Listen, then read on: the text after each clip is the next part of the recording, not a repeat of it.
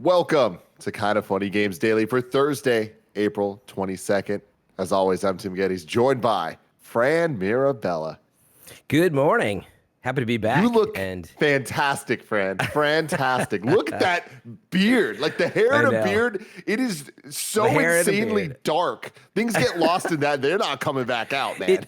Yeah, exactly. Well, it's funny because my camera's a little higher contrast, so I'm sure in person it's not quite this dark. But yeah, it was just, everybody always asks me, it's been a joke on the show, like grow the mustache, keep a mustache. And I've never meant it as a joke. You grow that damn mustache out one day on its own. It's an ongonning request. Because right now, anyway. you're looking like the Italian abominable snowman, and I fucking love it. Look at that. I nailed it. God, I gotta get some sun, man. I love that. That is fantastic. But that's not what we're talking about, because this is Kind of Funny Games Daily, and let me tell you, there's a lot of news to talk about. But oh yeah, there's so much to do. Today, we're talking about a new AAA PlayStation IP, even more new exclusive PlayStation games, even more PlayStation updates. Xbox is adding even more FPS Boost games to the list, and so much more, because this is Kind of Funny Games Daily, where each and every weekday right here on twitch.tv/kindoffunnygames, we come at you live with all the video game news that you need to know. But if you can't watch live, that's cool. You can go to youtube.com/kindoffunnygames or roosterteeth.com to watch it in video form later. But if you want podcast form, search your favorite podcast service for Kind of Funny Games Daily, and we'll be right there for you. Also, little housekeeping for you. Thank you to our Patreon producers, the nanobiologists, Tom Bock, Trent, Berrie, and Black Jack. We appreciate all of you so very, very much. We're brought to you by DoorDash, ExpressVPN, and HelloFresh, but I'll tell you about that later. For now, let's begin with what is and forever will be the Roper Report. It's time for some news. We have 8 stories today. Baker's dozen. Eight's a lot for this show, and these are pretty dense stories too. We got some big shit, Fran. You excited for this? I am, yeah. I was saying, like, I can just sit here and nod, and then the show will be over. There's a lot of news to be read, a lot of things, a lot of quotes that we want to get right. Let's start it off with the first story. A new AAA PlayStation multiplayer IP has been announced. This is from the PlayStation blog. PlayStation has announced a new AAA multiplayer IP is in development with the veteran developers at Firewalk Studio, a team that includes former talent from Bungie, Microsoft, Activision, and Pixar. There you go. Some top heavy hitters there. We get some nice quotes from Tony Shu, who is the Firewalk Studios studio head. There's a moment that happens almost every day in our multiplayer playtest where someone jolts out of their seat, laughs, and says to no one in particular, "Did you just see that happen?" These amazing and unpredictable moments in gaming are the sparks that occur when playing with others, future memories ready to be replayed and retold. We started Firewalk Studios in 2018 with this kind of spark at the heart of our games. It's why I used to stay up until 2 a.m. playing Phantasy Star Online, night after night with the same group from Server 9, or how the neighbors who showed up at my NYC apartment to complain about the noise ended up jamming with us in Rock Band instead. For others on our team, it was spending nights with the crew searching and finding the perfect last armor set piece in Diablo 2, making the online qualifiers in competitive Halo tournaments, or skipping studying for a math final to play in a Left 4 Dead 2 LAN party. It's a next-generation AAA studio and part of the Probably Monsters family. We've carefully assembled an amazing and diverse team of best-in-class talent who are focused on creating these moments. Everyone here brings a deep passion for games and the art of making them. We have a saying at Firewalk: build a great team, build a great game. One leads directly to the other. The Probably Monsters world-class operations team and infrastructure has allowed us to focus on doing both better, fostering a sustainable development culture where people come first at delivering great games. Our collective leadership team is no stranger to building memorable multiplayer experiences. Ryan Ellis, our game director, was a creative director on Destiny. Alina Segman, our executive producer, was a producer on Guitar Hero 2, BioShock Infinite, and multiple Destiny releases. Our deeply talented team has helped bring to life franchises like Mass Effect and Apex Legends. Combined with my own experience and thousands of hours played on Call of Duty and Destiny, we've had the opportunity to deliver some of the decade's biggest experiences to gamers, and we've loved it. Today, we're thrilled to announce a partnership with Sony Interactive Entertainment for our new original multiplayer game. For our team, the opportunity to create new worlds and inspire more amazing moments for players around the world is the fire and ambition that keeps us going. The PlayStation team has a deep love and respect for the medium of games and some of the best expertise and capabilities in the world to help make big ambitions a reality. We're already hard at work on development and have been having a ton of fun playing our game as a team. In fact, while we continued to grow our team during this challenging last year, it was our daily online playtest that provided the most consistent point of joy and connection for our crew.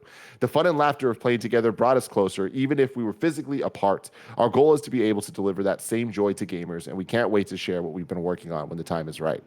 We're very fortunate to love what we do, making games. There's more game making in front of us, but in the meantime, we'll keep playing the incredible games this industry creates and generating a few more sparks of our own. That was a lot, but I wanted to make sure I got it all in there because I think it tells a very interesting, very, very good, positive story. Fran, what's your take? Yeah, I mean, it's interesting that I come back to the show and then there's some Destiny related news at the top of the show. Yeah, I mean, it's across the board here though that they've got really high level talent, and I've seen a lot of announcements like this in my time, and sometimes you're not sure if it's going to be like a smaller game. Still could be very high quality, of course, but in other words, is it a big game or is it smaller? And this to me sounds like a bigger endeavor. They do talk about it being AAA and the amount of talent that they're putting into it. So I'm excited, and mentioning two things, Phantasy Star Online and Destiny, two faves of mine. I mean, I'm getting psyched up thinking, is this like a multiplayer online RPG inspired? Is it a shooter as well? It seems like it. There's a lot of talent in there from shooter studios. What do you think? I mean, I think this is great, and I think that you're right about him name dropping the specific games and specific moments. There was another interview that I was reading in addition to this blog post that was talking about the same guy saying how important story is in games, but story doesn't necessarily need to be the narrative being told. Story is these moments, these gameplay things that happen in a multiplayer game. That's your story with the game. And I like that it seems like that is their entire pitch for what this game is going to be. And the team that they have, of course, the pedigree sounds crazy and insane, but I love that at the end of the day, something that we often don't talk about is that these game developers are gamers. They are just trying to create new experiences like the experiences they have played and enjoyed for years, right? And all of these stories to me do add up to be a very interesting meld of what can a multiplayer game look like in 2022, 2023, and beyond, incorporating these elements together, like all the things that he was talking about, like the best moments of that Rock Band jam session and some Phantasy Star Online and Left 4 Dead LAN parties and Halo tournaments, like all of that. What is a game that is just aiming to trigger those feelings and those moments over and over and over, right? Yeah. And on top of that, PlayStation is severely lacking in exclusive multiplayer IP. Like when you look at their library, that's not what they're known for right now. Yeah, and it's funny, that was one of the other points I was going to bring up is it really struck me when Ghost of Tsushima came out. Such a high quality stunner, obviously from a studio they already had, but I was like, man, this is their Assassin's Creed basically, right?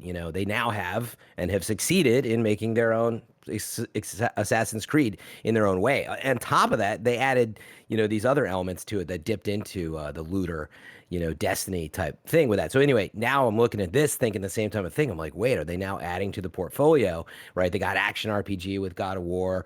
They've got, like I said, the Ghost of Tsushima for Assassins. And is this their maybe Destiny? Everybody's chasing the Destiny model in one way or another, whether it's, Avengers or it's Outriders in its own way, even though it's not a game as a service and Division and so on. So I'm curious if this is Sony's investment in that category, the looter category, perhaps.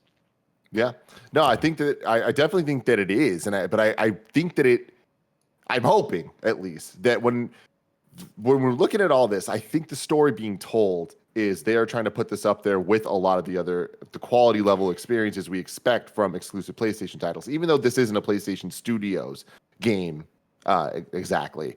But them looking at the portfolio, and they want this to be a multiplayer game that stands up there next to Ghost of Tsushima and Last of Us and Uncharted and God of War and blah, blah, blah.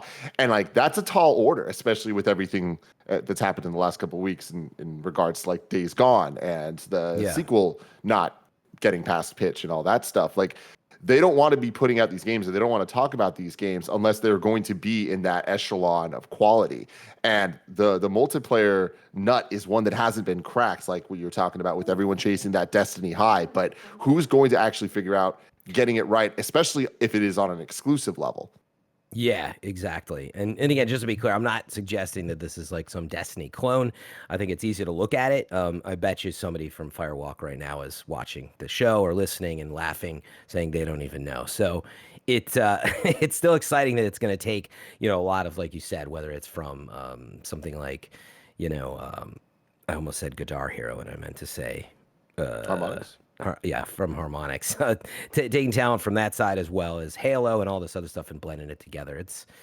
I can't wait to see it, but I think it's going to be a while too. So. Oh yeah, it definitely is going to be a while. But it's interesting that they're talking about it now, and it's interesting how they're talking about it now. I want to go to a question that was written in on patreon.com/kindafunnygames. Dave Norridge writes in and says, "Hey Tim and Fran, hope you're both doing well. My question is in relation to the announcement that PlayStation is partnering with Firewalk Studios to publish their debut game. Why now? Why this way? With the talent that Firewalk have within their team, a big splash with the reveal trailer could have had a real impact. Is this purely a reply to the goodwill and momentum Xbox has gathered in recent months, or is the game perhaps getting to the stage where information could leak due to staffing up or alpha test? I'd love to know your thoughts, and thanks for the amazing content." And then DH Ruvenator writes in with a similar question, so I want to add it so that we can talk about both at the same time. In recent weeks, PlayStation has announced partnerships with third parties via press release without showing any gameplay. Haven, Jade Raymond's new studio, and now Firewalk Studios. Has this always been how PlayStation operates, or is this a new strategy where they want to over-communicate and state outright, hey, we have these interesting projects happening with third parties that we can't share just yet? Seems to be an industry shift. We're hearing more news about that later on Battlefield 2, but it seems to me we're hearing a lot more about these, like, we have to get a little bit out the door so, the IGNs and the Jason Schreiers of the world don't completely break the first narrative on it. I do think that's part of it. I think that, this might be being tested a little more openly. I don't think it's around the corner in that sense, though. I think the studio is only formed in 2018 or something like that. So they probably got a ways to go. But yeah, I think it's proactive is probably number one. I don't think it's reactive to whether it's Nintendo or Sony or anything like that. What about you? Yeah. What do you think? Yeah, I'm right there with you. I do think that I agree that we're probably a ways out from this, but it is good to hear that they're playing this game. It exists in some form. It's not just, oh, we're gonna make a game and we're thinking about it. They're playing something, and they have been playing something. And I think that those were choice words they put in there. And I think that it's interesting that if they have something they can play, why aren't they showing it? And that's okay. Like, obviously games need to if you're going to show something, vertical slices need to be made, and is it worth all that, blah, blah, blah. So that combined with them just announcing this out of nowhere, I feel like it is them kind of trying different things. And I think you're right, Fran, that like just the industry is changing where it's not necessarily Xbox did this, so PlayStation has to do that type thing, but it's more, we don't right now in 2021 have the stages to be able to make these big announcements where it would feel right with the logos of Pixar and all the different companies they're talking about. Like, look at all the talented people we have. Here's this like CG trailer for this thing. That has more of an impact on a stage, I think, than in a digital event where it's like we're seeing it where it kind of just feels more like noise. Yeah. And who knows? They might have, a lot of this news that they're spreading out across the year. There's a lot of stuff happening. And before, we're used to PlayStation conferences at E3 and just all this news happening at once. So, maybe with their new direct style events and stuff, they're just trying to spread stuff out. But yeah, I mean, I think it's proactive, but also, yeah, there's probably stuff happening, getting people testing some early stuff that could leak, and, they want to be careful. We saw the same thing with PlayStation VR, the next iteration of that, right? They're like, we just want to tell you it's coming, and here's, it's going to have a new controller, and more on that later. And you had the same reaction. You're like, wait, why didn't you just like show it? And it's like, because it's not ready to show yet, but they knew it was going to leak. So I'm sure that's a big factor here as well. Yeah, like actually I've been following, this guy Josh Hamrick, who was a senior gameplay designer, I think, on Destiny, and I'd met him in the past, and it struck me immediately when I saw the story. I was like, oh wait, this is the company, because like I remembered Probably Monsters and all that from his bio, and I was like, this is what he's been working on. I've been waiting. There was a lot of departures and shifts over at Bungie, and I'm kind of curious how much of the Destiny team has ended up over there. But we see there's a lot of other talent. And I was just going to note that things on some games do turn around fast. Don't forget how fast Apex came out of the woodwork. You're looking at Fortnite hitting the middle of 2017 in terms of what it became with Battle Royale, and then man, it was like what, a year and a half plus later that it was like, what?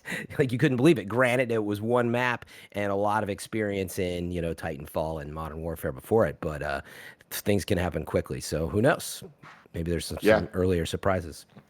What I do think is going to start happening for sure is a shift in how industry news is delivered. And I think that we are going to start seeing a lot more of this type of announcement that is getting ahead of things and just be like early things of, hey, this game's being worked on by this team. You don't necessarily need to know the title of the game or any of that type of stuff. But I think that there's going to be a wider breadth of mediums in which announcements are made, that they don't all have to be in the same thing, where there will be some games that are announced that we know aren't coming for like 5 years. There are going to be games announced and 3 months later they're released. But this is, I think, a new thing where it's like, even on the tech side of things and partnership side of things, video games are going to start working a little bit more like the entertainment industry and movies and TV, where we know those projects are in the works a lot before we even see a trailer, before we actually see anything concrete and real of the project, Yeah. So moving on with a whole bunch of stories that kind of relate to the same thing. Story number 2, Jim Ryan says PlayStation has been quietly investing in PlayStation 5 exclusives. This comes from VideoGamesChronicle.com, who has a whole bunch of stories today that we're covering. So go check them out, VideoGamesChronicle.com. Quote, we have been quietly but steadily investing in high-quality games for PlayStation, and we will make sure that the PS5 generation will have more dedicated software than ever before.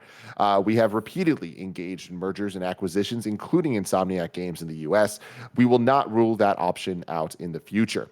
PlayStation recently closed its oldest first-party developer, Sony Japan Studio, but Jim Ryan told Decay the company remains committed to the Japanese market. He said, it is important for us to provide software that fits the Japanese gaming community, and PS5 has included a lot of software from Japanese developers since its early stages. We will continue to strengthen our ties with Japanese developers and release content for PS5 that fits the Japanese market.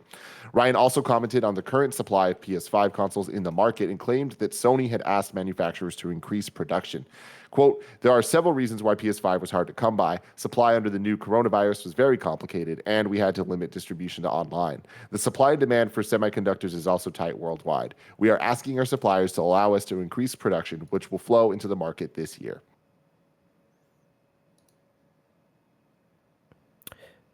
That was my turn to comment on it, Tim. Uh-huh.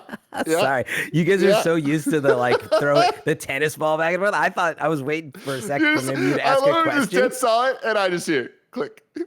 Click. Well, I was listening. I thought you were going to ask me. What are your thoughts? Anyway, one thing I was thinking about that I was poking around at the same time was just how I was going to mention it before with Returnals was another game that struck me. I just saw some of that footage that IGN first had released, but very Metroid Prime and Metroid inspired in a lot of ways. Granted, maybe not be the same thing, but yeah, Sony's got so much going on here in terms of investments, and it also struck me when Ryan here said that they remain committed to the Japanese market, how much it seems a little bit more clear that they're investing in, U.S. or I should say European U.S. studios. It seems like maybe there's been a shift in where they're putting those dollars. So yeah, anyway, I think that it's an exciting time for PlayStation, but unfortunately there's a lot going on that we're now seeing that we can't see, if that makes sense. Like, I think Firewalk is the tip of the iceberg. We know obviously God of War's around the corner, but I'm excited to see the stuff that we don't know about. I think there's a lot more, obviously that we don't know about, where Sony, which has had a lot of money in the PlayStation war chest, is now out there. You know, we've heard a lot about Microsoft is maybe another way to put it. Like all these studios and things it's been doing, but remember how much money PlayStation has had committed to this, and it seems like they're not slowing down at all. Yeah, you know, I think that it's going to be there's going to be a rough go of it. There's going to be a lot of articles coming out that seem very console war-y and back and forth over the next year because Microsoft is still building that foundation and making money moves, like quite literally, with the acquisitions and partnerships that they're doing. Meanwhile, PlayStation's kind of just like sitting on their high horse. They know they were number one coming out of last gen. They have all their first-party titles, and now we kind of just are in this holding pattern of waiting for the sequels we already know about now of you know, we already got Spider-Man Miles Morales, and now Ratchet and Clank's about to come out, Horizon, God of War. But then it's like, okay, cool, what's that next slate look like? When are we going to actually start hearing about all that? And I think that right now there's a lot of quotes being thrown around, like from Jim Ryan and otherwise, that are just like, hey man, like we're doubling down our strategy, and if you believed in us last gen, just keep believing in us because we're going to keep delivering that. But them talking about there being more exclusives than ever on PlayStation is interesting. You know, I think that is kind of why people want to invest in PS5 over the other consoles, if anything, or in addition to other consoles, is to play these exclusive games. And I think that commitment worked so well for them last gen. At what point does it not work for them, or can it not work for them? And I don't think it's going to come. I think that it is the right strategy for PlayStation to do. Yeah, I mean, it's really interesting with Game Pass really heating up. I think I saw some number over 20 million now or something, right, with people that had Game Pass in some form or something. So that's a huge number. Obviously, these consoles go on to sell, 100 million or more. So, I don't know what the breakdown is of, right, how many people who bought Last of Us, of the whatever 8 million people or whatever the number was that bought that will also buy the exact same high-end exclusive. So in other words, right, you need a lot of different big exclusives, I think, to attract a broad audience to get to that 100 million number. But I think, that's exactly what Sony's doing. They're putting their eggs in a lot of different baskets. So, right, we just heard with Firewalk, it's more, who knows, maybe it's in that Halo, Destiny, whatever realm that is. And then, you've got a lot of the other stuff going on out there, I'm sure. We saw like with Demon Souls, that one shocked me that it was ready at launch, but it showed me that they were pretty committed to that genre, obviously. Oh, yeah. Rightly so. It's a huge genre, and Elden Ring, everybody wants to know. And so we'll be very curious to see, where they've been putting the money.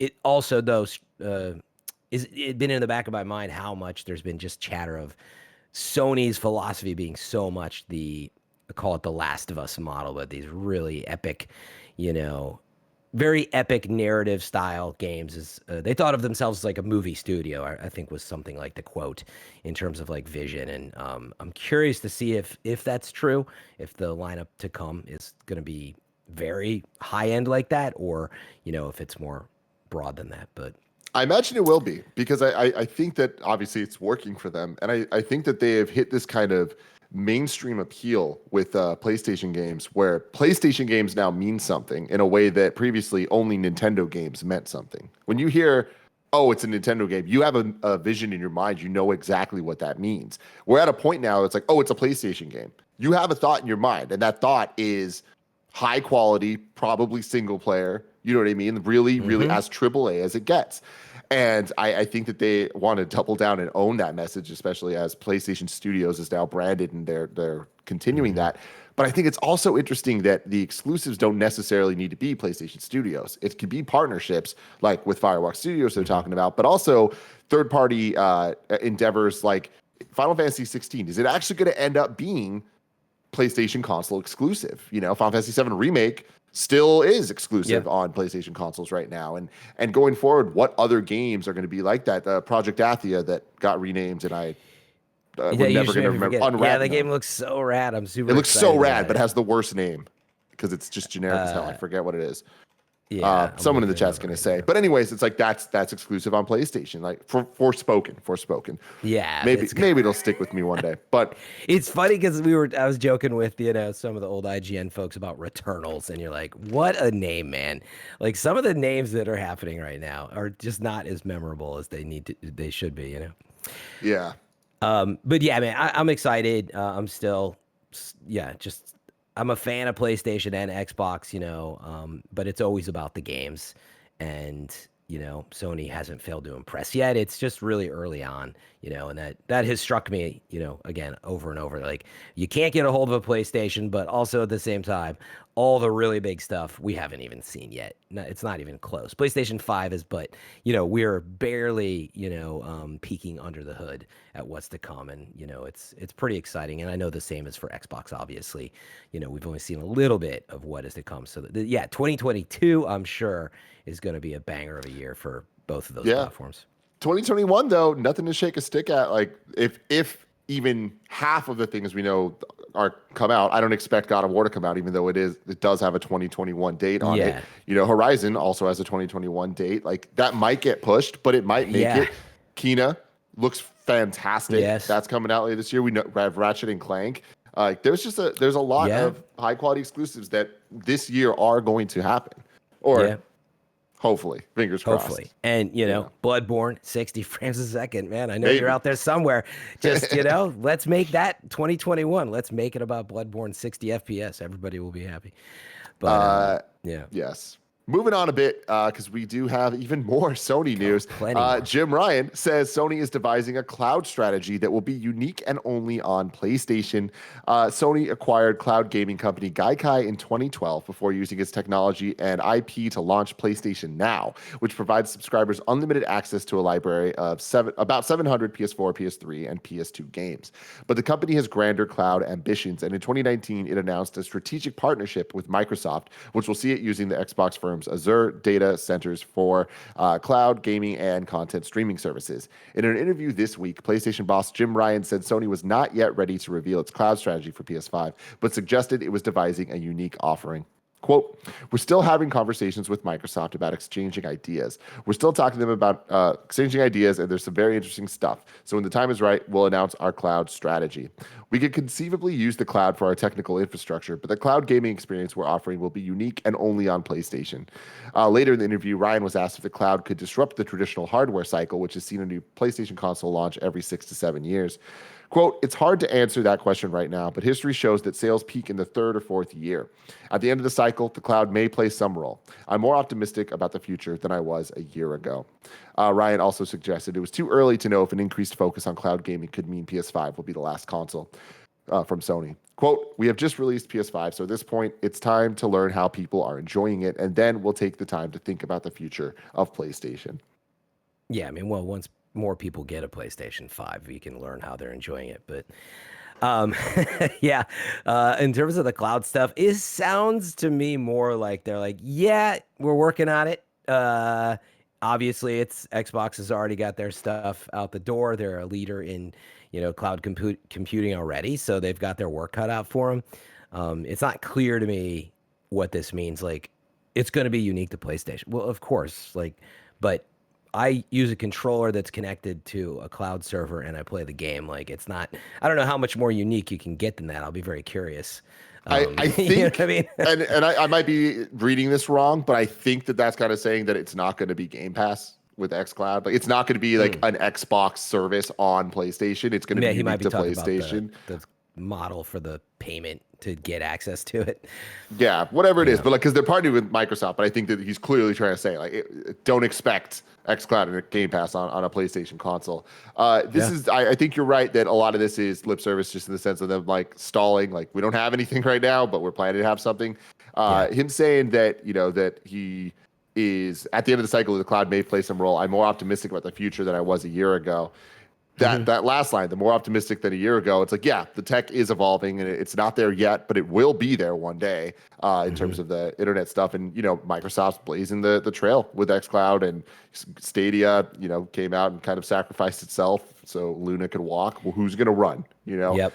Yeah, I sure hope it's not the last console, and I'm sure you relate. I know you relate to me with this, Tim, because as much as I love Netflix and all and the access, the quality just sucks. Physical media, baby.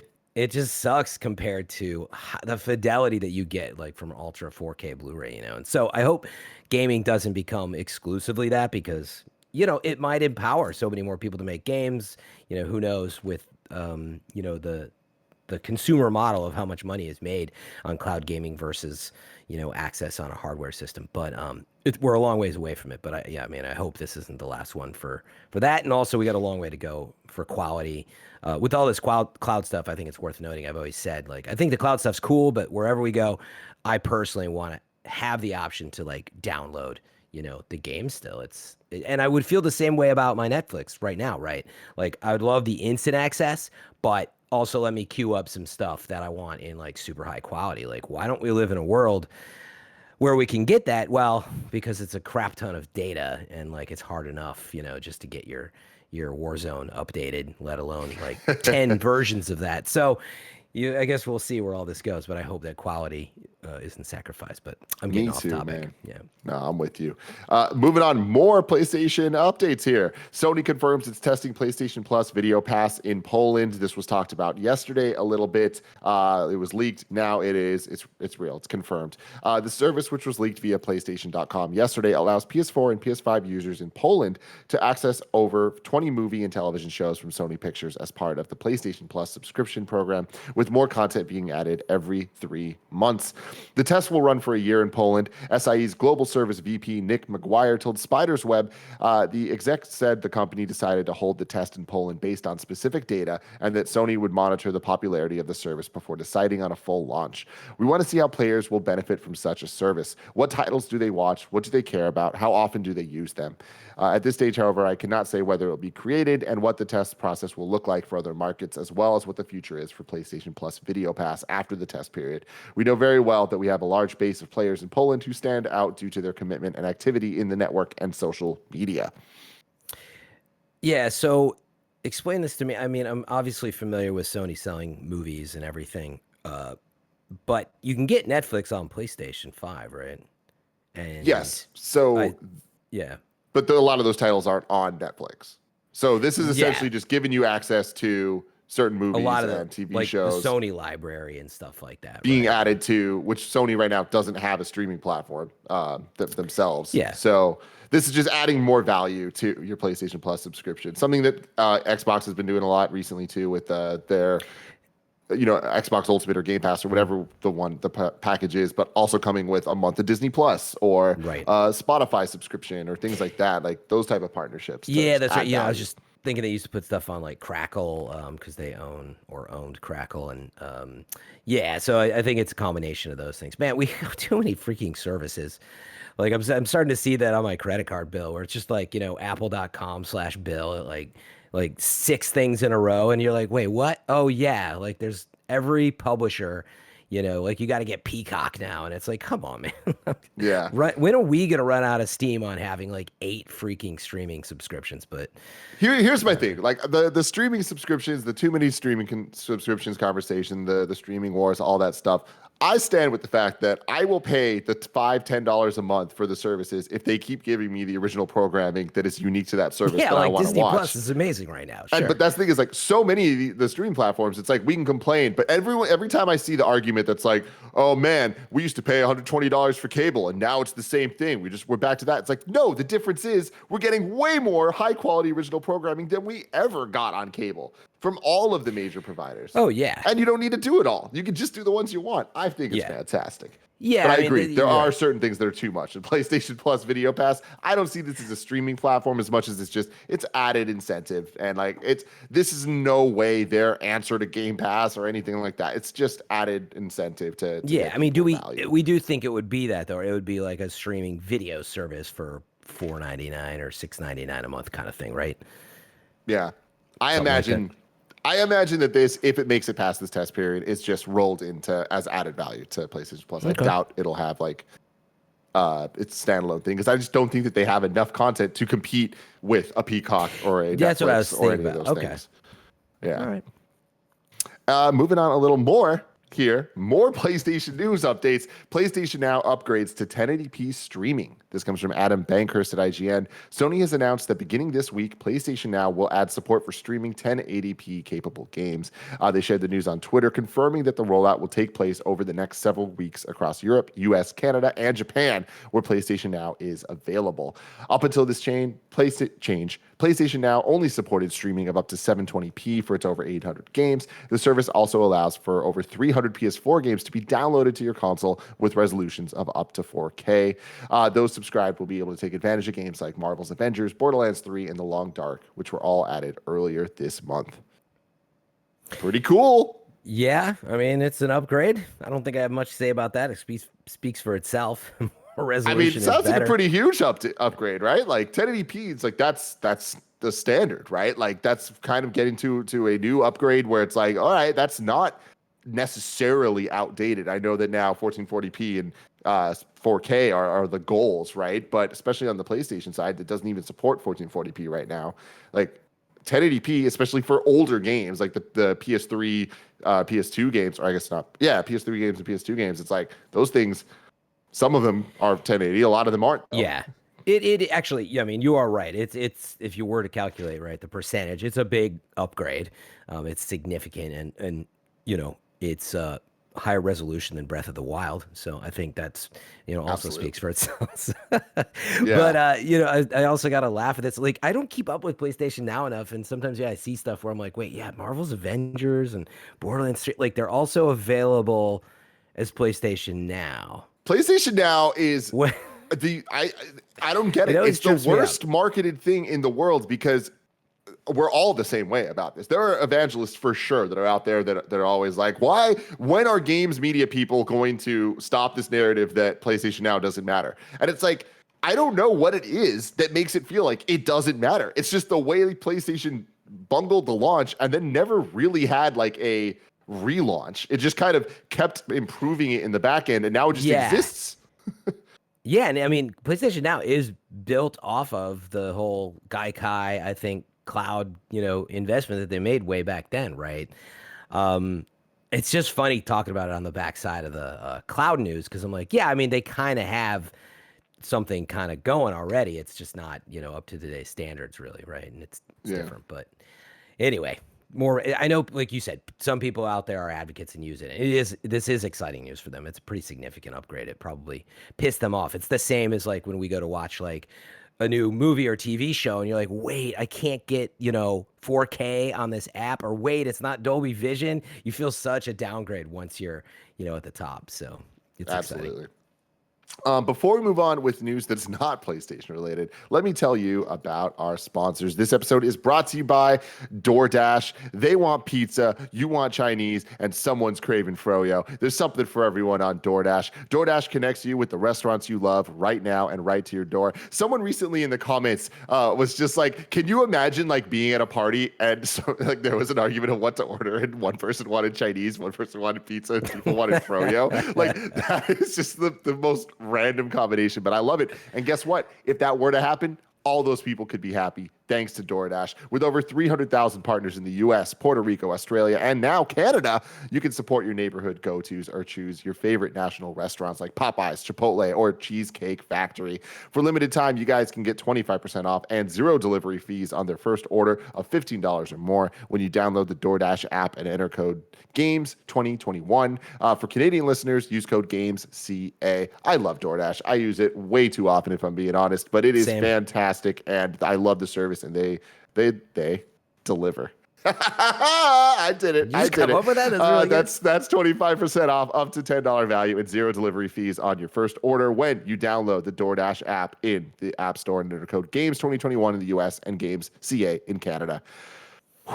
Don't forget, that's code GAMES2021 for GAMESCA for 25% off your first order with DoorDash. Subject to change. Terms apply.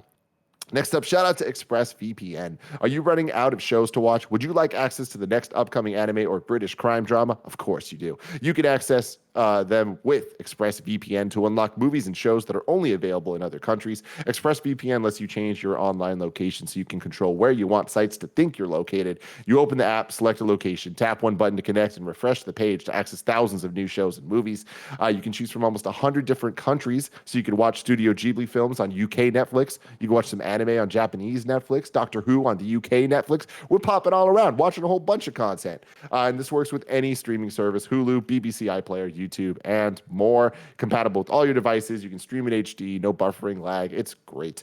Go to expressvpn.com/games to get an extra 3 months of ExpressVPN for free. That's expressvpn.com/games. Next up, shout out to HelloFresh. With HelloFresh, you get fresh, pre-measured ingredients and mouth-watering seasonal recipes delivered right to your door. Skip trips to the grocery store and count on HelloFresh to make home cooking easy, fun, and affordable. That's why it's America's #1 meal kit. Kev, you love HelloFresh? It's so good. What you been eating? What did Paula? Paula, what was the last thing we made on HelloFresh? It was. We had it like yesterday. It was delicious. I think there's so many different recipes. HelloFresh Oh, offers nacho 25 potatoes! Oh my Nacho god! potatoes, baby. And that's the thing. Such a They were good time. vegetarian. They were vegetarian because Paula is, and they have those options. They also have options for a whole bunch of different types of meals. HelloFresh has a wide variety of easy, delicious options for 3 meals a day, plus every snack and special treat in between. So many people at Kind of Funny love HelloFresh. Kevin, obviously, blessing, is a user of it as well. Go to HelloFresh.com/12games and use code 12games for 12 free meals, including free shipping. That's HelloFresh.com/12games with the code 12games for 12 free meals, including free shipping. Back to the news. Whew. A lot of talking today, Fran. Oh, yeah. A lot of talking. Story number 6, Battlefield 2021 to be revealed soon. This comes from Parrish at Kotaku. Today, EA announced it's working on 2 new Battlefield games and promised a console/PC release for later this year. We have our biggest team ever on a Battlefield game for console and PC, wrote DICE general manager Oscar Gabrielson. Together, we are creating a jaw-dropping experience for you to enjoy later in 2021. Gabrielson said the game is currently in playtesting and teased a reveal to come soon. In addition to a new console/PC release, he also announced that Battlefield will be coming to mobile devices in 2022. I'm super happy to be able to let you know that our friends at Industrial Toys, working closely with all of us at DICE, are developing a completely new Battlefield game, bringing all-out warfare to smartphones and tablets in 2022. He also said that this would be a completely different game from the one they're making for console and PC. Yeah, they actually put up a little bit of a blog on this, so if you want to go into more detail, you guys can go find it pretty easily. But yeah, there was details in there about it being the biggest game. This whole idea of it, return to all-out warfare, is a headline. I'm trying to read between the lines on what that means, but I'm picturing, they're always so big on like vehicles, huge maps. They've got Criterion working on it as well as DICE LA. I mean, they've been collaborating with those teams across the board for a long time, but I'm excited. I've been such a Battlefield fan for so long. Famous story, Battlefield 1942 came out the same year as Metroid Prime, and we had to vote on those Game of Years, and I played more Battlefield than anybody else, but of course I voted for Metroid Prime because, hell yeah, come on. Baby. But it was a tough choice. It was tough, man. So, huge Battlefield fan. I would love to see the franchise. It's always good, and it's always got so many high quality components, but I feel like it's always been on the cusp of being amazing again, if that makes sense. You know what I mean? So I really hope to see something a little more unique this time, and it sounds like that's where they're going with it, whatever this means with the biggest team ever. Yeah, man, it's really interesting to me. I wonder what Battlefield can do to kind of gain back some market share, because I feel for a long time there was the competition between Call of Duty and Battlefield, and I feel like every year there were defenders on either side for this reason or that reason, whether like the War Stories campaign from Battlefield 1, I think it was. Like, I really, really loved that. I thought that was great. And that was them kind of standing up against the high quality campaigns people expect from the annual Call of Duty releases, right? But seeing Call of Duty kind of morph into Warzone now, which is undeniably more in the competitive field with the Fortnites and Apexes of the world, right? Yeah. What does Battlefield do to kind of stay relevant? And I think them putting the biggest team possible, having multiple teams all working on this together is a sign that they know that they need to do something big, right? Yeah, I think you're scratching the surface of probably one of the big focuses, which is they tried Battlefield Royale. I forgot what it was called. It was just part of Battlefield 5. It was Firestorm or something, right? Yeah. But it was sort of very short-lived, surprisingly. Some people I remember, they were like, yeah, it's kind of cool, but there was so much competition and it just didn't have enough to stand out. So I do think that's probably one major cornerstone. But yeah, I mean, Call of Duty kind of has the model. Amazing single-player narrative experiences. When they hit amazingly well. They're not super long experiences, and that's fine. They're just so high polished. And then meanwhile, they got, a straight up super fast, high adrenaline multiplayer component that's like Black Ops right now. They got that style, and then they've got their huge Battle Royale, which it was tough for them even. They did Blackout, and then that sort of felt like, PUBG, but a step forward, in terms of what Call of Duty brings to it. But then, man, Warzone hit, and it just completely took over. And so I think they're looking at all that, and I assume they're doing a lot of that. And, Battlefield, though, the one thing it has done better than all of them has always been the vehicular integration. So, I mean, yeah, again, going back, just remembering like having the joystick on my desk at work over at IGN and logging off for the day and staying up till 4 a.m. Trying to like hop in the helicopter. So I think that's something that they can bring to it still, go really big scale. Totally. So, and it's really interesting. And, we've seen this kind of work against them in the past, but what's different about Call of Duty versus Battlefield here is Battlefield, EA, Respawn, Apex. They already have that big multiplayer or battle royale title, but that's EA. That's not DICE in them, right? So it's like, I wonder if they're going to want to compete with themselves being EA, or if they're going to try to just do something that is not the battle royale, that it make Battlefield its own kind of experience that some of the other guys seem to be moving away from a little bit. Yeah, maybe. And I was thinking about it though, like technically, are they? Yeah, because Respawn is still its own company, right? And so they're licensing exclusively, technically, right? All this, like they don't own Respawn, do they? Yeah, Yeah. they own Respawn. Did they actually invest 100% in it? Okay, yeah, maybe they did. Yeah. But so I was wondering, I was like, yeah, if they already have the Battle Royale and they're also making hand over fist in terms of the microtransactions, do they really need another one? And would it take away from it? Like, it's a good question. What's the point of that? But I assume they want to innovate on that big scale Battlefield. So, yeah, I do think that all the things that we hit on, they're probably still chasing, but yeah, hopefully something, new and unique that we never thought of. And even with Call of Duty chasing games like Fortnite and Apex at the time, right? You sort of said the same type of thing. Like, there's all these games. Like, do we need all these? But it's just kind of also the way that audiences shift. And maybe that is the most important point of all, is that you need to have the product there and ready as attention wanes on some of these. And they go in their cycles, and you need more than just, one bet there. So... moving on in more EA news, good news here. Story number 7, Xbox FPS Boost coming to EA games. This comes from Major Nelson. FPS Boost is coming to EA games on Xbox Series X and S with support up to 120 frames per second. First announced back in February when it was rolled out to a handful of games, FPS Boost is a hardware-based feature that employs a variety of new methods for nearly doubling and in a few instances quadrupling the original frame rate. Now there's a whole bunch of EA games being added, including Battlefield 1, Battlefield 4, Mirror's Edge, Catalyst, which, oh my God, that's going to look awesome with that frame rate.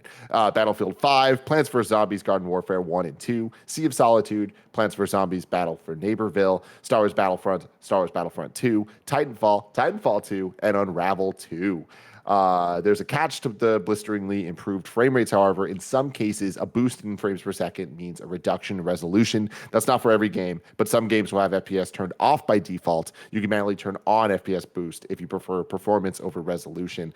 And these are in some of the more demanding games: Battlefield 1, 5, Battlefront 2, Titanfall 2, and I guess Unravel 2 and Plants vs. Zombies as well. But more games being added to the FPS boost. Again, so much value with Xbox. We got Game Pass when you get the EA Play with that as well. and all of this working in harmony is kind of Xbox at its best, right? Yeah, I think it's awesome they're adding support. It's definitely about user preference per the note with some of these options, because like you might have a fancy new 120 hertz TV and you really want to go down that road of high frame rates. But in a lot of these cases, depending on which, if you have S versus X, you're going to get a different quality on that. And it's something to keep an eye on, actually. Just remember not just to flip this stuff on and assume that it, would look as good, especially if you're getting 60 frames already. You don't necessarily need 120 hertz for everything, by the way. As beautiful as it is, if it's going to be a quality reduction, I'd be like, hey, keep an eye on that. If you can choose to go back to 60 and you're not getting cracked in an esports tournament, you might be able to go down that road.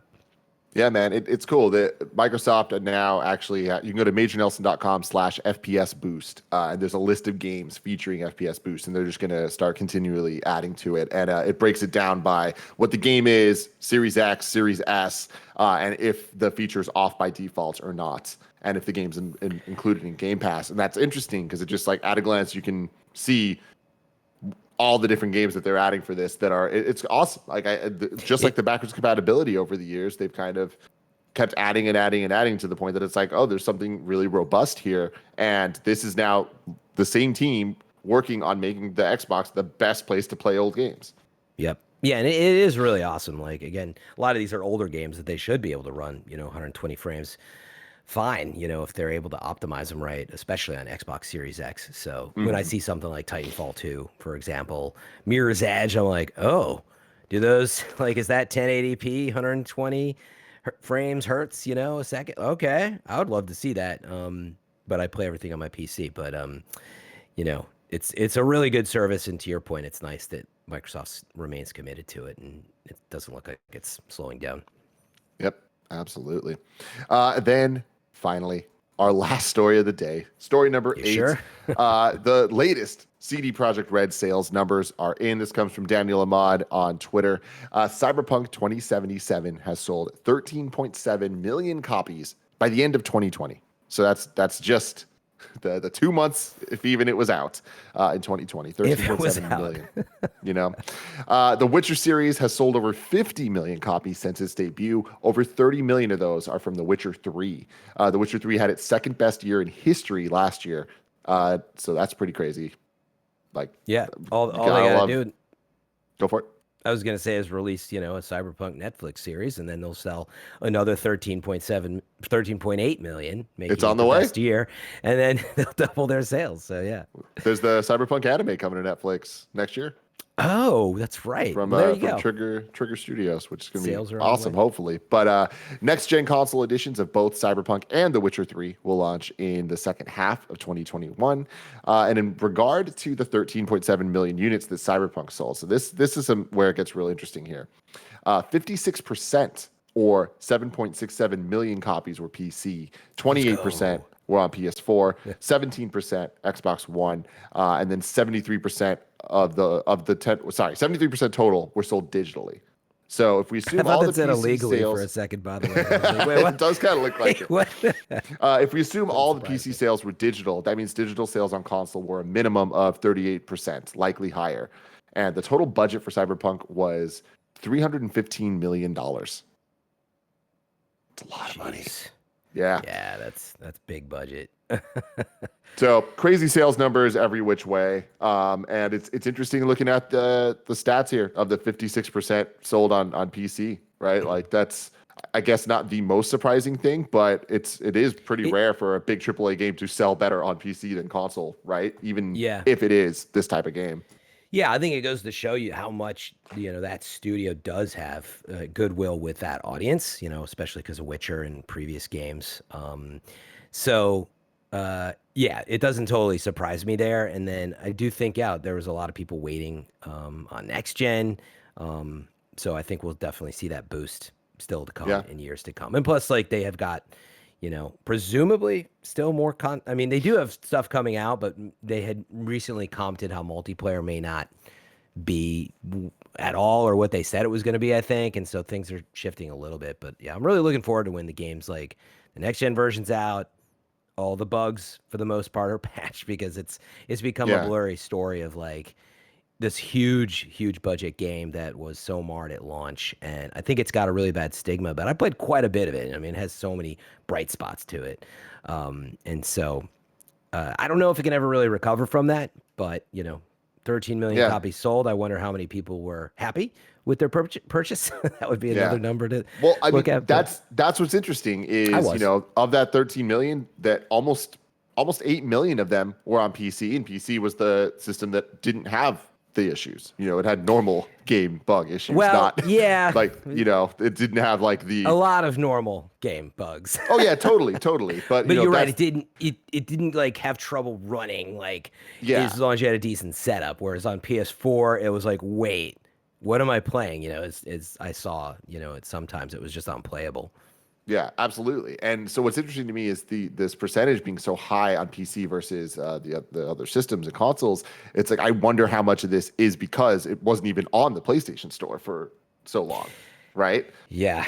So it's like these numbers could look very different if the game wasn't as, I'm going to use this word again today. Yeah, would it have pushed through? Probably would have easily pushed past 15, 16 mil.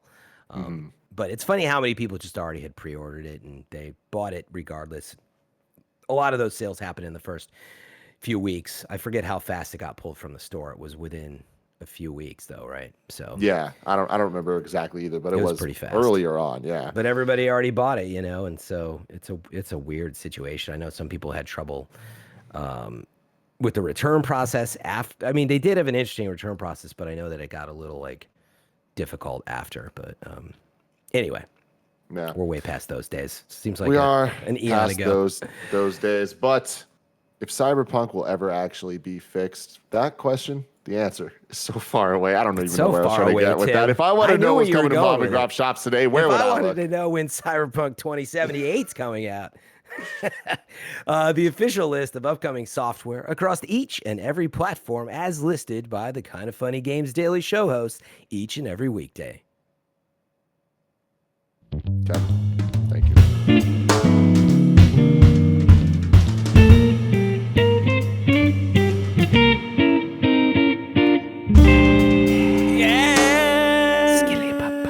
I appreciate you guys. Thank you very much for that. Out today, we got Atelier Mysterious Trilogy Deluxe Pack coming to PC, PS4, and Switch.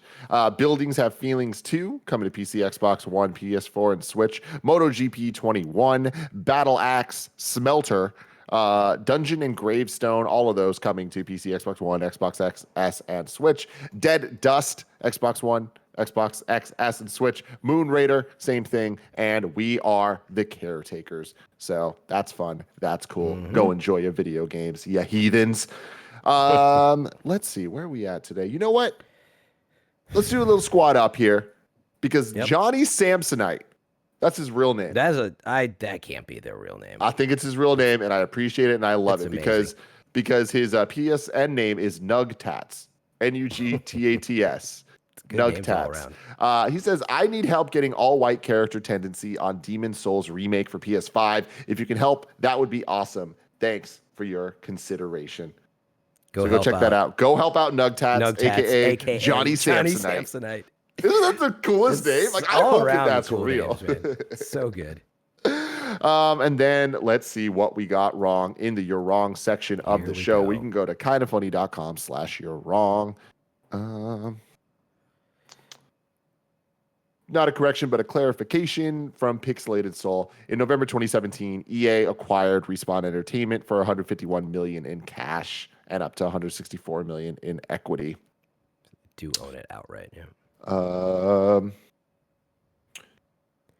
Kate011 says technically Sony owns Funimation and Crunchyroll as of recently. Yeah, absolutely. I'm saying that they don't have a network like production studio streaming service like a Peacock that they are going to put all of their Sony Pictures properties on. All genres on. Mm-hmm. Especially with all the deals they're making with Disney Plus and Netflix, which, good Lord, that's insane. I don't know if you saw this, Fran, but essentially Sony partnered with Netflix so that when its movies leave theaters, after the exclusive window, they're going to go to Netflix.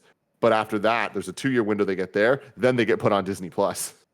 Oh, so no, Sony's I just didn't like, catch that. you give me money, you give me money. I'm like, damn, motherfuckers. It's a bold strategy, but Spider-Man's going to have quite the runaround. mm-hmm. Let's see. Charles Jacobson says it's worth remembering the Firewalk Studios title will have the PlayStation Studios branding, so ultimately it will be compared to the in-house games. That's interesting. That is interesting. I'm trying to think of other examples of that. Yeah, where it's a third party that's exclusively. I guess would Insomniac stuff carry that branding at all? Like, will Ratchet carry that? Insomniac's gonna have PlayStation Studios, but they're owned now. Well, that's right. Now they're owned though. Yeah, but I guess they weren't owned when they made Spider-Man. That's what I was getting at before. But I don't know if PlayStation Studios branding it didn't exist when then? it first came out. Yeah, exactly. But I wonder if it would be part of it. Huh. I would think that they would be fine with the branding because effectively it's a second party, right? Mm-hmm. And to me, that makes I don't know why it wouldn't include the branding, but you're right. It is a new it'll be a new look in there. Okay, Corey Cudney says Returnal is an example of having the PS Studios logo with a third party. Oh yeah, because they don't own Housemarque. Armature in them, and Housemarque and Armature. Yeah. And then J Pong says Sumo Digital with Sackboy. Okay, cool. Yeah, well, and yeah, there you go. And I guess Demon Souls, although that gets a little complicated. Anyways, who cares? Yeah. I care. It's kind of cool stuff. Fran, thank you so much for hosting with me today. You're going to be back tomorrow with Blessing. Have you done a show with Blessing yet? Yeah. Those were the last shows that I was on recently. I think it was just last month. So I'm excited to get back on cam with none other than Blessing. It'll be fun. Love it. We're about to do the Patreon post show that you can get on patreon.com/kindoffunnygames. Thank you very much for watching. We love you. If you're watching on Twitch, stay tuned. We're doing some real cool stuff today, which I think is Blessing and Andy playing more Resident Evil 7. Kevin, is that correct? Not even close. Nope. Not even close. What's happening? Mike and Barrett playing MLB The Show. It's baseball. There we go. They got some baseball. They're going to knock it out of the park. Swing it away, man. Barrett's all right, guys. Stoked. Love you guys. Bye. Bye, everybody.